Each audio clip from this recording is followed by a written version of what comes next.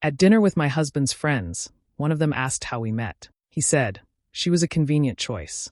The words hit me like a hammer. Silence fell over the table, thick and suffocating, and I felt my chest tighten as if someone had shoved an invisible fist inside it. My fork trembled in my hand, but I forced a smile, nodding as if I'd heard a joke I didn't understand. The laughter that followed, or perhaps the polite coughs of discomfort, felt distant, almost unreal. My heart was sinking, and for a moment I couldn't even breathe. I had always believed Cole was different. Charming, attentive, and successful, he had swept me off my feet 3 years ago at a charity gala, promising warmth, laughter, and partnership. But now, seated across from him, watching him casually humiliate me in front of the very people he had introduced as my friends, I realized I had been living a carefully constructed illusion. My life with him, the marriage I had poured myself into, seemed suddenly fragile, built on convenience rather than. The rest of the evening blurred. Conversations meandered awkwardly, glances were exchanged, and I smiled through every bite, a professional actor in my own humiliation. Internally, though, I was cataloging each pang, each shiver of betrayal. I remembered Nate's eyes flicking toward me, concerned but cautious. He was the one who had asked the question, the one who now knew exactly how fragile my composure had become. I caught his subtle nod, and something inside me shifted, a seed of resolve, planted in the fertile ground of shock and anger. I left the dinner later, claiming fatigue, and walked home alone under the amber glow of streetlight. The cold air pricked at my cheeks, but it could not touch the fire igniting inside me. Every laugh at the table, every polite nod, every lingering glance at Cole as he continued speaking. Those moments replayed in my mind like a cruel film. I asked myself why I had ignored the signs, the late nights, the vague explanations, the inexplicable absences. Each memory, once benign or forgivable, now seemed like a piece of the puzzle, a deliberate brushstroke painting a portrait of deceit. That night, I sat on the edge of our bed, listening to the faint hum of the city beyond the curtain. I felt hollow, yet undeniably alert, as if my senses had been sharpened by betrayal. I did not cry. Tears felt too ordinary, too small for the enormity of the truth. Instead, I made a silent promise to myself. I would uncover the reality behind Cole's coldness, peel away every layer of deception, and reclaim the dignity that had been casually stripped from me at that table. This was not the end of my story. It was merely the first painful chapter. Stick with me while I share the rest of what happened. If my story touches you, don't forget to support our channel by hitting that subscribe button, dropping a like, and sharing it with those you care about. You might think betrayal is simple, but sometimes it takes a quiet fire to turn pain into strength, and my fire had only just begun. I remember the first time I saw Cole. It was at a glittering charity gala, the kind of event where chandeliers reflected off polished marble and laughter mingled with the soft clinking of glasses. He approached me with a confidence that was almost magnetic, the kind of self-assurance that made everyone else fade into the background. His smile was easy, practiced, but somehow genuine, and his voice carried a warmth that wrapped around me like a soft blanket. I had never felt noticed like that, never felt like someone had chosen me intentionally, as if the world had conspired for our paths to cross. He didn't just talk, he listened. Every detail I shared seemed to matter. Every small story met with curiosity and charm. I laughed more than I had in months, caught up in the effortless rhythm of our conversation. Cole made me feel protected, as though my vulnerabilities were treasures he would guard fiercely rather than exploit. By the end of the evening, I was convinced he was the kind of man who could alter the course of my life, and in a way he did, though not entirely for the reasons I had hoped. Even then, there were whispers of caution. Nate, Cole's closest friend, had pulled me aside once, tilting his head with that mixture of concern and exasperation he reserved for his best friend. He warned me that Cole wasn't built for permanence, that he had a history of charm without commitment, and that I should be careful not to lose myself in the allure. At the time, I dismissed him, framing his words as the protective chatter of someone who didn't fully understand the connection we shared. Love, I thought, could temper even the most restless hearts. The first months were intoxicating. Cole's presence was magnetic. Our evenings often stretched late into the night, filled with whispered confidences and quiet promises. Yet slowly, subtle cracks began to appear. He would disappear for hours, claiming urgent meetings or unexpected errands. His texts became sporadic, filled with half-truths and vagueness, a language I had once thought of as mysterious, now reading like careful obfuscation. Calls went unanswered, explanations were brushed off, and little absences accumulated into a pattern I couldn't yet name. I found myself rationalizing, convincing myself that his work demanded attention, that a man as ambitious as Cole needed space to pursue his vision. I ignored the small unease that prickled in my stomach, choosing instead to focus on the warmth he still brought into the moments we did share. Every smile, every whispered compliment, every gesture of attention became evidence that our bond was real, that beneath the distance lay devotion. And yet, even in those early days, a shadow lingered at the edge of my mind, faint but persistent, reminding me that love alone might not be enough to bridge the gaps I was beginning to note. Still, I pressed forward, caught in the current of charm and possibility, believing that my faith in him could change everything. It wasn't until much later that I would realize that the warmth I had clung to had been selective, curated, and that my heart had been drawn into a story far more complicated than the one I had imagined. But in that moment, as I replayed the memory, I could still feel the thrill of being chosen, of feeling special in a world that often made me invisible, a thrill that would linger bittersweet, even as doubts began to whisper their first warnings.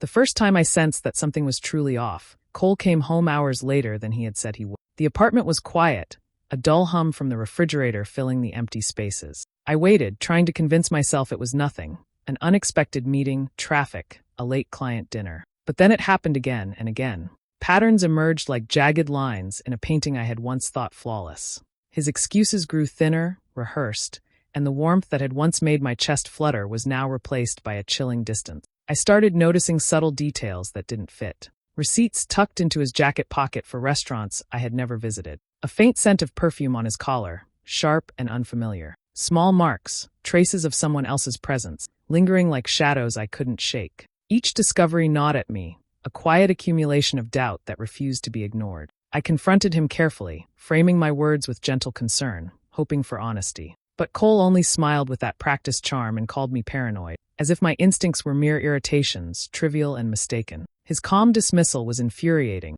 a manipulation I hadn't anticipated. Nate began showing up more often, checking in with a subtle attentiveness that didn't feel intrusive but grounding. He never pressed, never revealed what he suspected, but his eyes carried a cautionary weight, a message that whispered through casual conversation, "You deserve better." At first, I hesitated, unwilling to accept the notion that someone I loved could be so intentionally misleading. But with each passing day, the evidence stacked itself, undeniable in its quiet accumulation. I started keeping a journal, a meticulous record of every irregularity, every unexplained absence, every inconsistency that floated in the space between Cole's words and his actions. Dates, times, conversations. I documented them all as if cataloging the behavior of a stranger, the intimacy of our shared life now feeling like a fragile facade. The act of writing became both therapy and strategy, a way to anchor myself in a reality that seemed to be unraveling around me. Sometimes I caught myself watching him, observing the way he typed on his phone, the quick flicker of expression when a message appeared. His gestures, once comforting, now carried suspicion. The way he laughed a little too loudly at a text, the subtle tension in his shoulders, all became fragments of a puzzle I was determined to solve. Each day, the picture of who he truly was sharpened, revealing cracks that I could no longer ignore. I realized that the person I had married, the one I thought was devoted, protective, and sincere, was not who I had believed him to be. There was a deliberate strategy to his charm, a hidden world beyond my knowledge. And while fear and sadness pressed against me like a storm, a small flame of resolve began to burn brighter. I would not be blind any longer. I would record, remember, and prepare, because understanding the truth was the first step toward reclaiming my life. Every receipt, every unanswered message, every whispered excuse became a thread in the tapestry of his deceit. I was no longer a passive participant in our story. I was an investigator, a recorder, a quiet witness to the unraveling of a man who thought his duplicity would remain hidden. And in that quiet determination, I found the first sparks of a plan, a way to take back control, piece by careful piece. I had decided to surprise Cole at his office that afternoon, imagining the look on his face when I walked in with his favorite lunch tucked under my. I stepped through the glass doors, the hum of printers and quiet chatter greeting me, and made my way to his office suite, picturing our brief reunion as a tender pause in the day. But as I approached the door, laughter floated out into the hallway, casual and intimate, and something in my chest tightened. Curiosity pricked at me, and without thinking, I lingered near the doorway, straining to hear. Cole's voice, familiar yet tainted now with an undertone of secrecy, intertwined with another, soft, persuasive, and confident. Lydia, one of his employees. I froze, holding my breath as words drifted through the slightly ajar door. "Make sure the story stays consistent," Lydia said, her tone careful but insistent. "We can't let anyone know about us." A cold dread crawled up my spine. I pressed closer, careful not to step inside, my mind racing. Each word she spoke felt like a shard, cutting through the image of the life I had trusted. "A year," she added casually. "Over a year, and it's all working perfectly." Time seemed to suspend itself. I clutched the strap of my bag, so tightly my knuckles whitened. My heart thudded loudly, deafening in the quiet corridor. The phrases convenient wife and business leverage hit me like a hammer to the chest, smashing the fragile illusions I had held onto. My stomach churned, nausea rolling over me in waves. Every memory of our interactions suddenly carried a hidden edge. His smiles, his reassurances, the moments I thought were private. Ivy.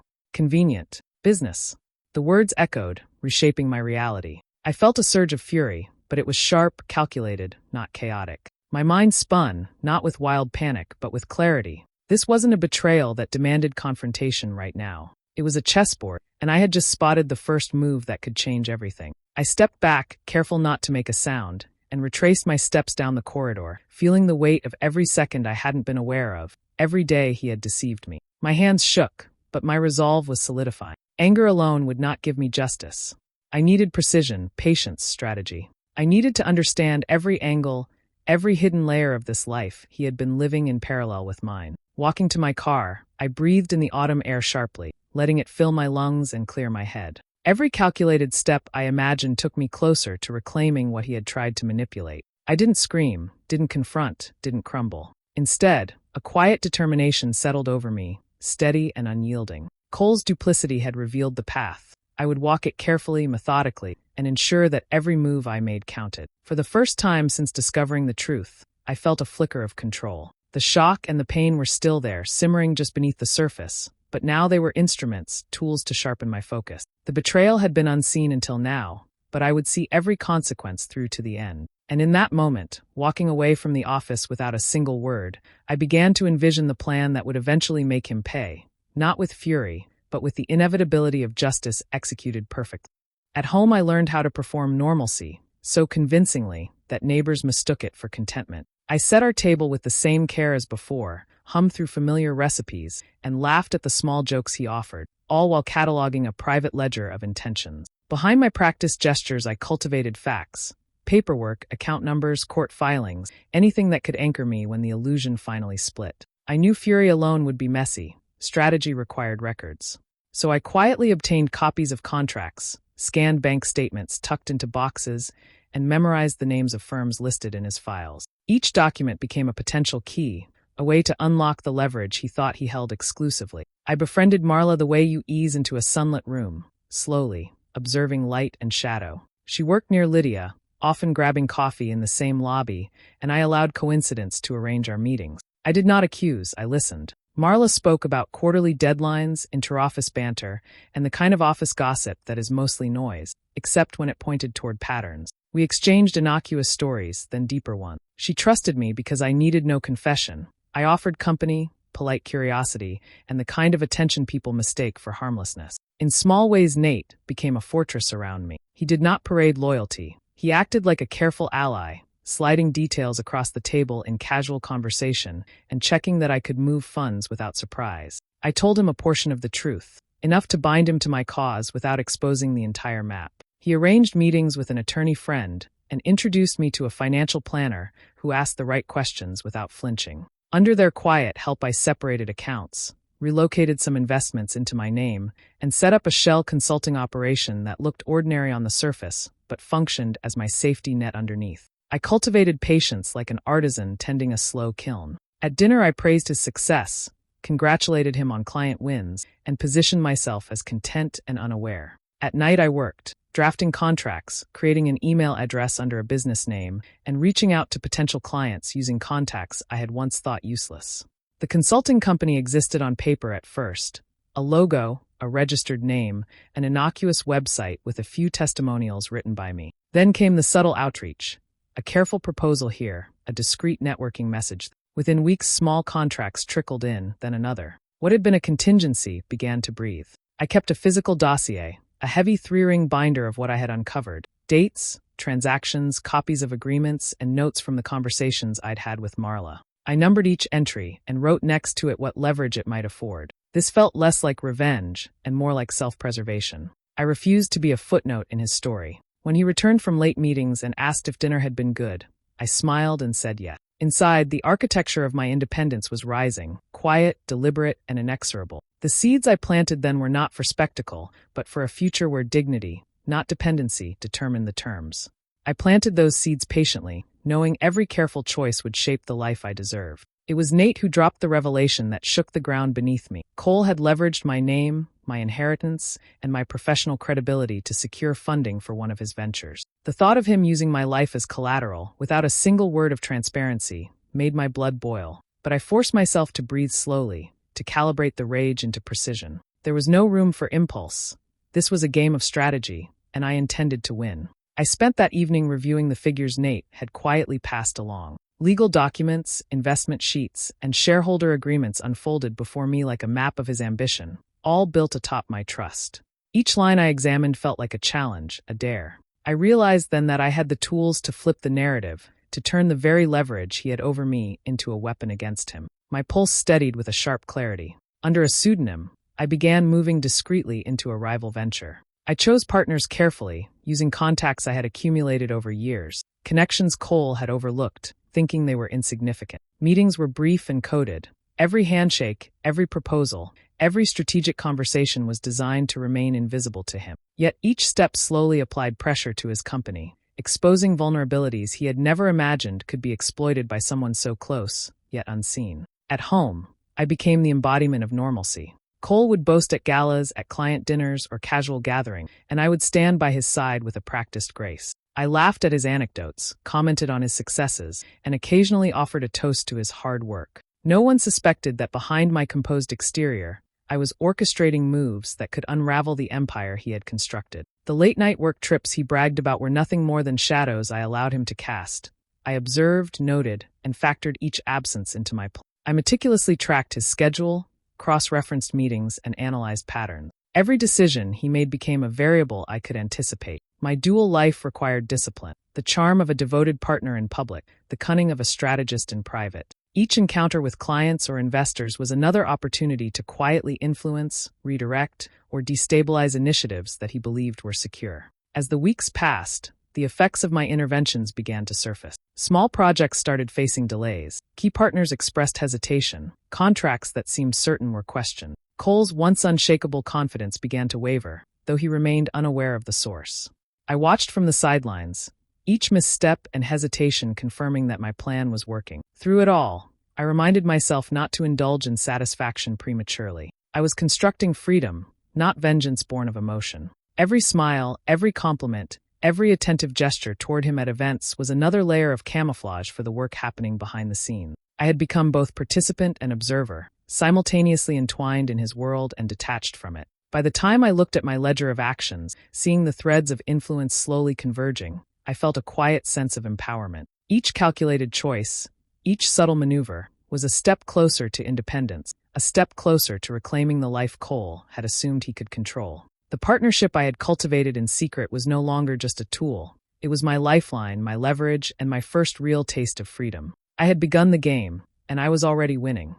The first signs were subtle: missed deadlines, delayed payments, and meetings that ended in frustration rather than progress. Cole's company, once a fortress of stability, began showing fractures I had been quietly anticipating. I noticed it in the way he paced his office, the sharpness in his tone during calls, the restless energy that seemed to radiate from him like static. At home, the tension was palpable. Every glance I offered, every question I asked, was met with suspicion or irritation. He accused me of growing distant, of withholding affection, as if he could detect the calculated patience that was propelling my plan forward. Then came Lydia. She vanished abruptly, resigning without explanation, leaving only a terse note in Cole's office inbox. The sudden disappearance set off a ripple of anxiety across his professional and personal life. I considered the possibilities: a pregnancy concealed in secrecy, a blackmail threat he had failed to anticipate, or a new partner leveraging their knowledge against him. Regardless, her absence amplified the chaos that I had been engineering in quiet increments.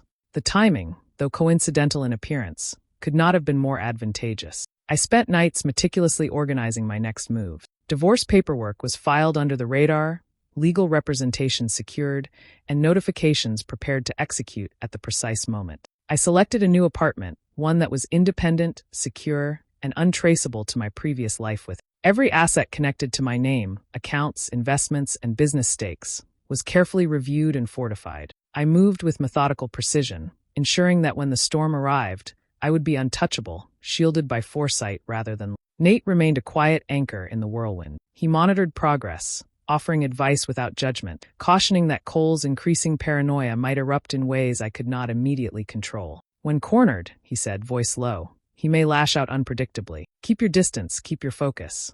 I absorbed his counsel, internalizing it as part of my strategy. Every interaction with Cole became a performance, attentive, pleasant, seemingly oblivious, while I orchestrated my exit and prepared the final maneuvers. I cataloged details like a field operative, corporate files, financial statements, correspondence, and potential leverage points.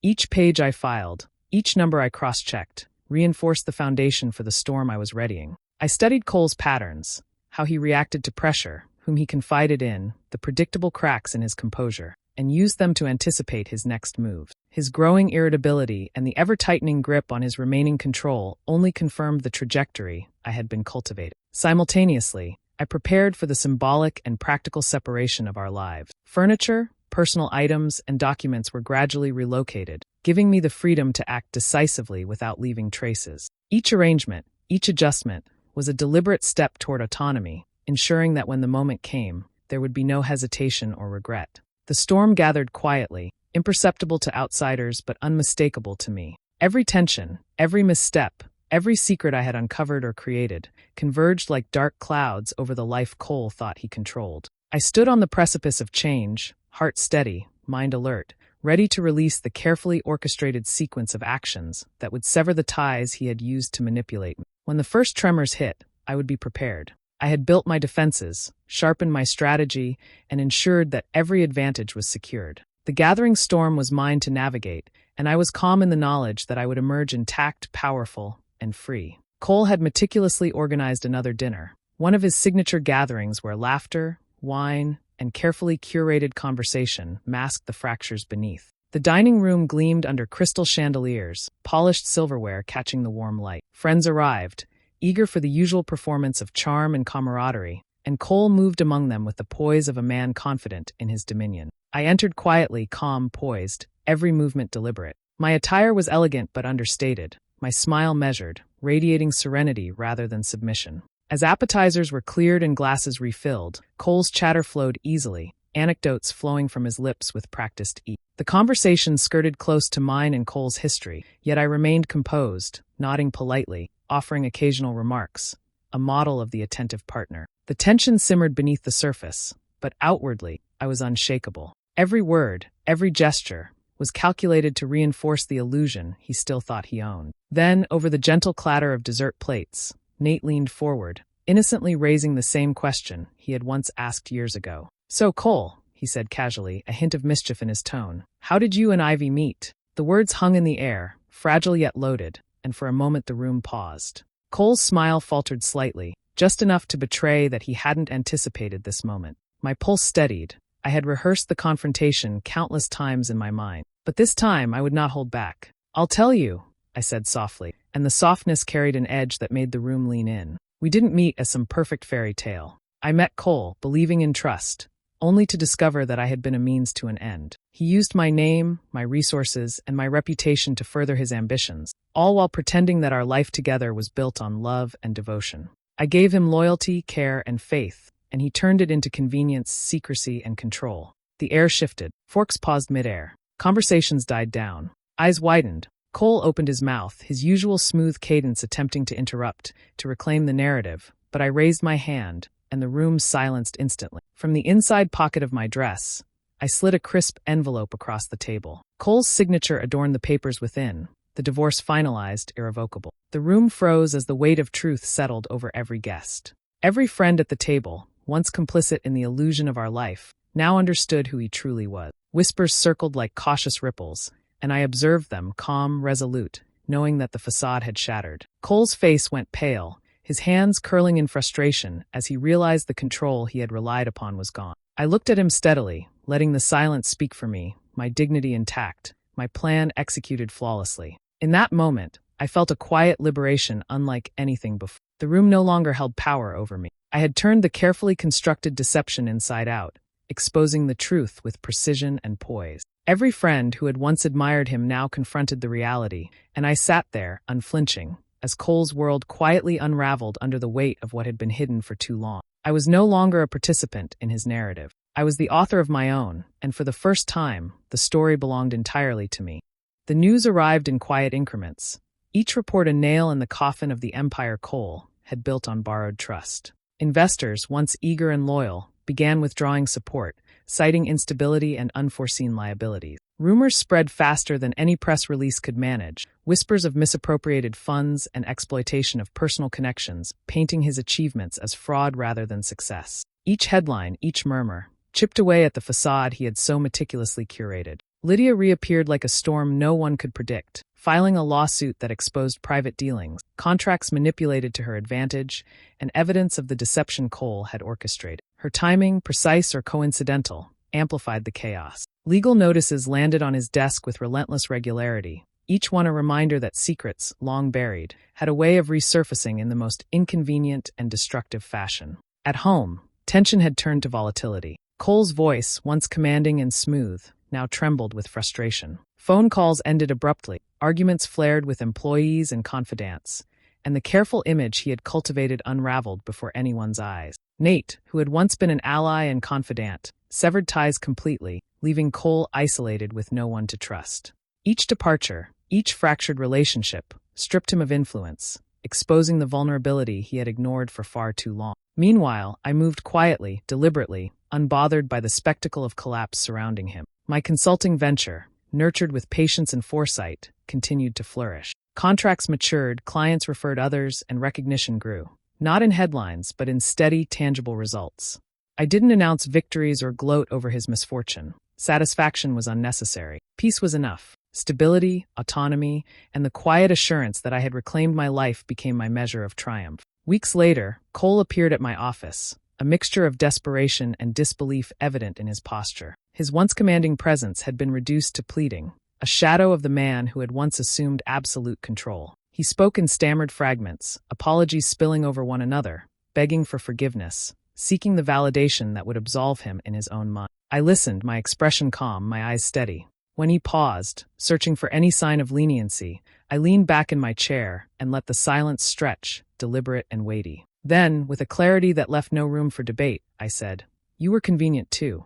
The words landed with the precision of a scalpel. They encapsulated every deception, every betrayal, every manipulation he had employed. In that single sentence, I returned the power to myself, severing the last of the emotional tether that had bound me to him. Cole's gaze faltered. He realized, finally, that no plea could undo the consequences of his actions. I did not watch him leave in triumph or satisfaction. My focus returned to the office, to the work I had built with care, to the clients who depended on me, and to the life I had painstakingly reconstructed. The chaos surrounding Cole was no longer my concern. His downfall had been orchestrated silently, without spectacle, and its completion brought no gloating, only the quiet, resolute peace of someone who had reclaimed control over her own story. For the first time in years, I was entirely unbound, and every choice that led me here felt deliberate, just and irrevocable. The fall of his empire had been inevitable, but my freedom, my dignity, and my independence were absolute. Months passed, and I found myself packing boxes not with resentment, but with a quiet anticipation. The coastal town I chose was modest, its streets lined with pastel-colored houses and the constant rhythm of waves rolling in from the horizon. I traded the city's glare and constant hum for open skies, salty air, and the soft, persistent lull of the ocean. The move wasn't just physical. It was symbolic, a shedding of layers I no longer needed, a reclamation of self. The small studio I rented overlooked a narrow cove, sunlight spilling across wooden floors in the mornings and catching the dust motes like tiny suspended stars. I filled it with sketches, fabrics, and design tools that had long waited for a dedicated space. Each project I undertook, from refurbishing a vintage chair to creating custom decor for clients, became a meditation, a reminder that creation could heal wounds that time alone could not. Here, every line drawn and pattern chosen belonged entirely to me. I didn't advertise my presence widely. Word of mouth carried my work slowly, deliberately. The clients who arrived were curious, appreciative, and respectful of the craft rather than the reputation. I thrived in this quiet rhythm, where the clatter of gossip and obligation was replaced by focus, creativity, and autonomy. Every completed commission was more than a transaction. It was a small victory, proof that my future could be built from diligence, independence, and care rather than manipulation and convenience. Nate continued to visit, though less frequently than before. When he appeared, it was never intrusive, just a shared coffee on the terrace, conversations meandering between work, stories of the town, and reflections on choices we had both made. There was no romance in these moments, only understanding, a silent acknowledgement of battles fought and lessons learned. He was a witness to the life I was constructing without needing to intervene, and that quiet presence was enough. Visitors occasionally asked about my past, curious about the decisions that had brought me to this town, to this studio. I would smile softly, a small, knowing gesture that carried both secrecy and liberation. That's a long story, I would say, my voice calm measure. One I've learned not to repeat. There was no bitterness in my tone, only clarity and the peace of someone who had survived the storm and walked away with dignity intact. Evenings were my favorite. I often walked along the shoreline, shoes in hand, letting the cool water lap over my ankles.